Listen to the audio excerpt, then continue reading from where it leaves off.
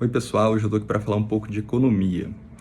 Nesse começo de ano, o ministro da Fazenda, Fernando Haddad, disse em diversas ocasiões que o PIB do Brasil vai crescer pelo menos 2%. Ou seja, o governo Lula prevê um crescimento da economia acima do que o mercado projeta. O Banco Central, o FMI, tem uma projeção aí de 1,7% para esse ano. Mas o governo diz que, assim como ano passado, que o mercado projetava um crescimento menor do que 1% e deve acabar na casa dos 3%, os dados estão sendo fechados ainda, esse ano de 2024 vai acontecer a mesma coisa. Estou aqui para dizer um pouco do que o governo considera nessa projeção, os desafios que tem nesse caminho e, claro, a relação política com o Congresso, que é fundamental para aprovação de projetos, ajustar as contas públicas e tudo mais. Não vejo razão para nós crescermos menos de 2%. A previsão da Secretaria de Política Econômica é 2,3%. Mas já tem gente de mercado falando em mais. Gente séria, falando em 2,5%, falando em 2,6%. Gente que sabe fazer conta. Então, eu sempre procuro respeitar as projeções da burocracia da Fazenda, que é excepcional. Bem, o presidente Lula tem dito que 2023 foi o ano de plantar e 2024 é o ano de colher. Ele usa essa fala para explicar o que o Planalto pensa e o Ministério da Fazenda considera ali.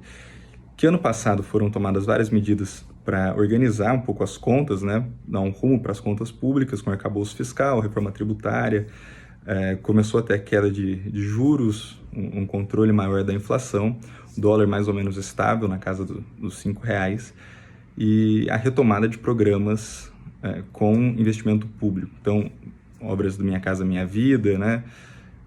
O Desenrola para as pessoas quitarem suas dívidas, o PAC, que esse ano tem aí previstos 54 bilhões de investimento e geração de emprego que vem com isso. Então, o governo acredita que essa melhora no ambiente econômico, aliado a alguns fatores externos também, sem muito tumulto a princípio, junto desse impulso que foi dado à economia, vai começar a gerar frutos esse ano. Eu digo que o ano de 2023, Mário, foi um ano que a gente arou a terra, que a gente, jogou adubo, que a gente jogou semente, que a gente cobriu a semente, e agora esse ano de 2024 é o ano que a gente quer colher. É o ano da colheita daquilo que a gente plantou em 2023. Entrei nessa conta também a medida que foi publicada essa semana pelo governo de isenção de imposto de renda para quem ganha até 2 salários mínimos, né? R$ 2.824. Então o governo acredita que vai ter mais dinheiro circulando e vai ter um aumento na demanda, né? Uma das coisas que o mercado vê de maneira diferente é sobre essa indução do crescimento, que vai estimular esse movimento na economia. O mercado tem algumas ressalvas quanto à retomada do investimento.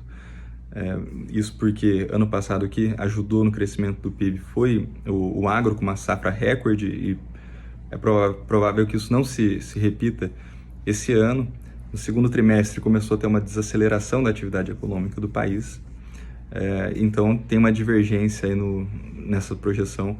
Mas a política precisa ajudar, a política precisa continuar aberta para se debruçar sobre os dados, reconhecer a legitimidade desses dados, pedir ajuda externa quando for o caso, e eu nunca tive nenhum problema em chamar a TCU, chamar mercado, para se debruçar sobre o assunto e encontrar o caminho. E outra informação importante é o rombo de 230 bilhões nas contas do primeiro ano do governo Lula.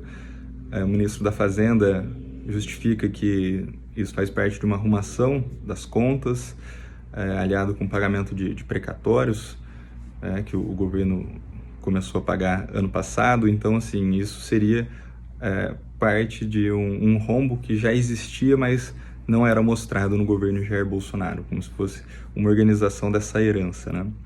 E tem uma desconfiança se o governo vai conseguir fazer um ajuste melhor nas contas, com os projetos que precisam passar pelo Congresso, justamente por conta desse embate político que tem, né? A articulação tem sofrido críticas do Arthur Lira e dos aliados dele ali no Centrão, e a gente pôde ver já um efeito prático dessa rusga política, vamos chamar assim, nessa semana. Teve a fala do Arthur Lira, né, falando que o governo precisa cumprir o que foi combinado e não voltar a discutir projetos que já foram analisados, né, como o PERS, que é o Programa de Ajuda Emergencial ao Setor de Serviços, a desoneração da folha e o veto de 5,6 bilhões de emendas parlamentares que o governo vetou no orçamento.